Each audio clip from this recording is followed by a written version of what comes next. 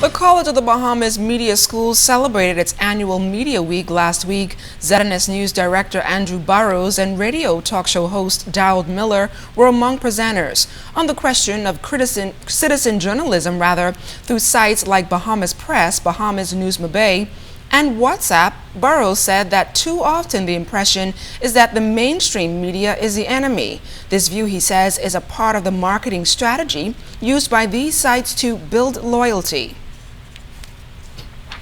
They want to be the David to our Goliath, the heroes in the story.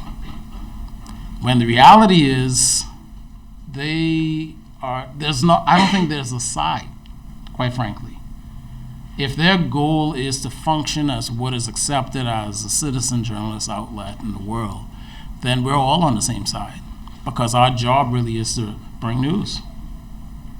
And that news has to be above question as far as the accuracy, the accountability of who's bringing it.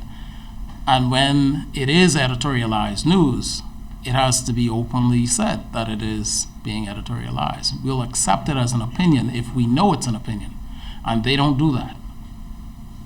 Reflecting on his vast career in media, Daryl Miller urged students to expand their knowledge beyond the classroom if they ever hope to become successful media professionals. There must be a paradigm shift in how we recruit people in the media. Where you going and you don't know how high Mount Alboin is? No, it's not 270.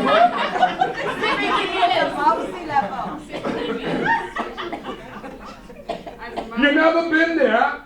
Yes. You don't know where it is, and you won't come talking about you doing talk show. Where you going? Close to 2,000 students from 24 community organizations across the capital paraded on Arawak Key yesterday for the annual Youth Culture Festival. It's the second consecutive year for this much-anticipated youth event, and parade manager Henry Higgins told us that this year was all about reflecting on the rich history of the Bahamas.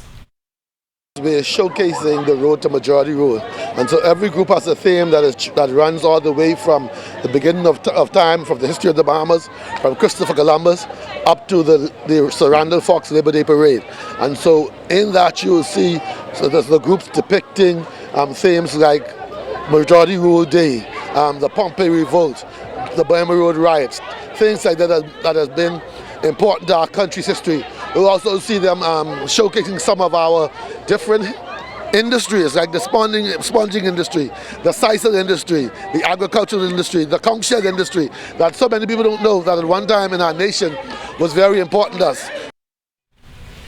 And find out who won the beach soccer game between the Bahamas and Switzerland yesterday when our Julian Gibson returns with sports.